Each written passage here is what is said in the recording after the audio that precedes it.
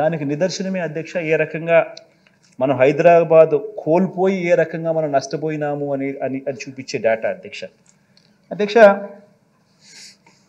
విభజన కారణంగా అధ్యక్ష ఒకసారి గమనించినట్లయితే అధ్యక్ష దాంట్లో స్లైడ్ గమనించినట్లయితే అధ్యక్ష విభజన కారణంగా అధ్యక్ష స్థూల ఉత్పత్తి పరంగా అంటే జిఎస్డిపి పరంగా ఒకసారి గమనించినట్లయితే కంబైన్డ్ రాష్ట్రానికి సంబంధించిన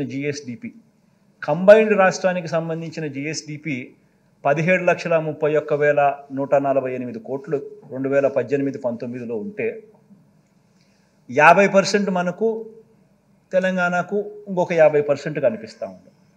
కానీ అక్కడ చూడాల్సింది ఏమిటంటే అధ్యక్ష ఆ 50% 58% జనాభాకు, ఈ 50% 42% జనాభాకు. ఇది చాలా చాలా ఇంపార్టెంట్ అంశం అధ్యక్ష. ఎందుకంటే దీని ఇంపాక్ట్ ఏమిటి అని అంటే రాష్ట్రం ప్రతి సంవత్సరం 13,000 కోట్లు నష్టపోతుంది. 58% జనాభాకు 50% జిఎస్డిపిలో వాటా, ఇంకొక 50% వాటా 42% జనాభాకు. The impact of that is రాష్ట్రం 13,000 కోట్ల రూపాయలు నష్టపోతా ఉన్న పరిస్థితి ప్రతి సంవత్సరం. ఇంకా ఒక స్లైడ్ గమనించినట్టయితే అధ్యక్ష జనాభా చూస్తే మంది 5,14,00,000 2018-19, తెలంగాణలో 3,63,00,000. అది జనాభా పరంగా కనిపిస్తూ ఉంది. రాష్ట్ర విభజన వల్ల అధ్యక్ష తలసరి ఆదాయం తగ్గిపోయింది. తలసరి ఆదాయం అధ్యక్ష రాష్ట్ర విభజన వల్ల తెలంగాణలో 2,36,000 తలసరి ఆదాయంగా అక్కడ వాళ్ళకుంటే మన ఆదాయం 1,69,000 మాత్రమే ఉన్న పరిస్థితి మనకు కనిపిస్తూ ఉంది, మన తలసరి ఆదాయం అధ్యక్ష. అదే రకంగా అధ్యక్ష స్టేట్స్ ఓన్ ట్యాక్స్ రెవెన్యూస్ అంటే రాష్ట్రానికి ట్యాక్సుల రూపాన వచ్చే ఆదాయాన్ని కూడా ఒకసారి గమనించినట్లయితే అది కూడా చూస్తే అధ్యక్ష 2018-19కి వచ్చేసరికి ఆంధ్ర రాష్ట్రం 58% జనాభా పెట్టుకొని స్టేట్స్ ఓన్ ట్యాక్స్ రెవెన్యూస్ 58,000 కోట్లు అయితే తెలంగాణ 42% జనాభా పెట్టుకొని వాళ్ళ స్టేట్స్ ఓన్ రెవెన్యూస్ 65,000 కోట్లు. తక్కువ జనాభాకు ఎక్కువ ఆదాయం, ఎక్కువ జనాభాకు తక్కువ ఆదాయం స్టేట్స్ ఓన్ రెవెన్యూస్ పరిస్థితి కూడా ఆ మాదిరిగా కనిపిస్తూ ఉంది అధ్యక్ష. అధ్యక్ష ఇక్కడ మోస్ట్ ఇంపార్టెంట్ ఆస్పెక్ట్ ఏంటంటే అధ్యక్ష బాయన్సీ అధ్యక్ష. ట్యాక్స్ బాయన్సీ అనేది వెరీ వెరీ ఇంపార్టెంట్ అంశం. అంటే ఎక్కడికైనా కూడా ఎప్పుడైనా కూడా ట్యాక్సులు ఎప్పుడు పెరుగుతాయి అని అంటే అగ్రేరియన్ ఎకానమీగా ఉన్న మనలాంటి రాష్ట్రాలలో ట్యాక్స్లలో పెరుగుదల తక్కువ ఉంటుంది అధ్యక్ష. ఈ సర్వీసెస్ సెక్టర్ ఎక్కడైతే ఉంటుందో ఈ పెద్ద పెద్ద సిటీస్లో ఈ ఈ ఈ కంప్యూటర్స్ కానీ ఈ ఐటీ కానీ ఇవన్నీ ఎక్కడైతే ఈ సర్వీసెస్ సెక్టర్స్ ఎక్కడైతే ముమ్మరంగా ఉంటుందో ఈ సిటీస్లో అక్కడ tax revenues buoyancy for tax revenues అనేది ఎక్కువ ఉంటుంది. గమనించినట్లయితే అధ్యక్ష ఆ బాయన్సీ ఆఫ్ ట్యాక్స్ రెవెన్యూస్ అందుకే నేను విశాఖపట్నం అని చెప్పి అంత గట్టిగా ఎందుకు అంతగా చెప్తా ఉంటాను అంటే దానికి కారణం అది అధ్యక్ష. అధ్యక్ష ఒకసారి నేషనల్ ఒకసారి నేషన్ యాజ్ అ హోల్గా ఒకసారి గమనించినట్లయితే అధ్యక్ష contribution into GDP from agriculture sector గమనిస్తే 18%.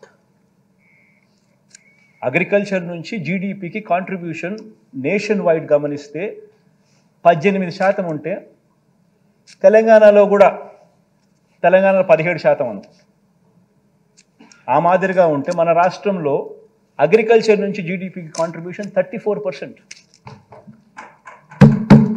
అంటే దీనివల్ల ఏమవుతుందనంటే అధ్యక్ష దీనివల్ల ఏం జరుగుతుందనంటే మంది రైతులతో కూడిన ఎకానమీ. సో దీనివల్ల ఏమవుతుందనంటే ability to generate tax revenues మనకు తగ్గుతుంది. This is inherited legacy inherited. So ఇటువంటి చోట అందుకనే ఇటువంటి చోట హైదరాబాద్ లాంటి నగరం లేకపోవడం ఇంకా దారుణం. దాని దెబ్బకి ఏమవుతుంది అని అంటే బాయన్సీ ఆఫ్ ట్యాక్స్ రెవెన్యూస్ కూడా తక్కువ కావడం. అందుకనే మీరు గమనించినట్టయితే అధ్యక్ష 2018-19కి వచ్చేసరికి మన ఆంధ్ర రాష్ట్రంలో tax revenues states own tax revenues 58,000 కోట్లు అయితే తెలంగాణలో స్టేట్స్ ఓన్ ట్యాక్స్ రెవెన్యూస్ 65,000 కోట్లు. అక్కడ జనాభా 42%, 3.63 crores, మన జనాభా 58% అంటే 5.14 crores. ఇటువంటి ఈ లెగసీ ఎంత దూరం తీసుకొని పోతుందని అంటే అధ్యక్ష, ఈ 58% జనాభాకు స్టేట్స్ ఓన్ ట్యాక్స్ రెవెన్యూస్ 58,000 కోట్లు, ఈ 42% జనాభాకు స్టేట్స్ ఓన్ ట్యాక్స్ రెవెన్యూస్ 65,000 కోట్లు కలెక్ట్ చేసే పరిస్థితిలో ట్రాన్స్లేట్ చేస్తే అధ్యక్ష, రాష్ట్ర ప్రభుత్వం ఈ విభజన వల్ల నష్టపోయింది ఎంత అని అంటే సంవత్సరానికి 13,000 కోట్ల రూపాయలు ఆదాయాల పరంగా మనం నష్టపోయిన పరిస్థితి క్లియర్గా కనిపిస్తూ ఉంది అధ్యక్ష. అధ్యక్ష,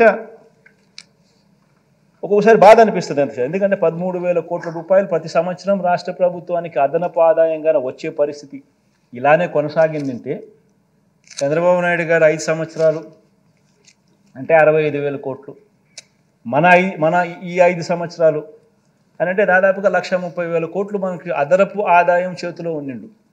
ఈ అదనపు ఆదాయం 130,000 కోట్లు మన దగ్గర ఉండింటే మనం ఏమేమో చేసే అవకాశం మనకు కూడా ఎంతగానో వెసులుబాటు ఉండేది. కానీ ఆ వెసులుబాటు అన్యాయంగా మన దగ్గర నుంచి ఆ వెసులుబాటు తీసేయడమే కాకుండా కనీసం ప్రత్యేక హోదా అన్న అంశం అన్న కనీసం చట్టంలో అన్న కనీసం రాసిందంటే, కనీసం చట్టంలో అన్న కనీసం పెట్టుంటే రాష్ట్రాన్ని విడగొట్టేటప్పుడు కనీసం మనం కోర్టుకు పోయినా కానీ కనీసం తెచ్చుకునే అవకాశం ఉండేది. రాష్ట్రాన్ని అడ్డగోలుగా విడగొట్టడమే కాకుండా దాన్ని ప్రత్యేక హోదాను కనీసం చట్టంలో కూడా చేర్చలేదు. దీని దెబ్బకు మన మీద ఆధారపడి ఉండే కేంద్ర ప్రభుత్వం కేంద్రంలో వస్తే తప్పనిచ్చి మన కర్మ కొద్దీ మనకు ప్రత్యేక హోదా అనేది ఒక ఎండమావిగా తయారై కనిపిస్తూ ఉంది అధ్యక్ష. నిజంగా ఒక్కొక్కసారి బాధ అనిపిస్తుంది. కేంద్రంలో ఉన్న ఏ ప్రభుత్వం వచ్చినా కూడా వాళ్ళకు అబ్సల్యూట్ నెంబర్లు రాకూడదు అని చెప్పి మనస్ఫూర్తిగా కూడా కోరుకుంటా ఉన్నాం. కనీసం మన సపోర్ట్ అన్న డిపెండ్ అయ్యే ప్రభుత్వం వచ్చింది అని అంటే కనీసం ప్రత్యేక హోదా అన్న ఇస్తారేమో అని ఆశ. అన్ఫార్చునేట్గా విడగొట్టడమే ఒక అన్యాయం అయితే కనీసం రాష్ట్ర విభజన చట్టంలో దాన్ని పెట్టకపోవడం ఇంకా దారుణం అధ్యక్ష. మన కళ్ళ ఎదుటే కూడా ఇంత దారుణమైన పరిస్థితులు కూడా చూసాం అధ్యక్ష. ఇటువంటి పరిస్థితుల మధ్య అధ్యక్ష, ఇన్ని పరిస్థితుల మధ్య, ఇన్ని ఇబ్బందుల మధ్య, ఇన్ని సవాళ్ళ మధ్య మన ఆర్థిక వ్యవస్థను అధ్యక్ష గత 57 నెలలుగా మనం నడుపుకుంటూ ముందడుగులు వేస్తూ వచ్చాం. ఇటువంటి పరిస్థితుల మధ్య అధ్యక్ష ఏ రకమైన సవాళ్ళు మనం ఎదుర్కొన్నాము, ఈ సవాళ్ళల్లో మనం ఏ రకంగా అడుగులు ముందుకు వేశాము అనేది గమనిస్తే అధ్యక్ష, దేవుడి దయ వల్ల ఇన్ని సమస్యలు మనం ఎదురున్నా, ఇన్ని సమస్యలు మనకున్నా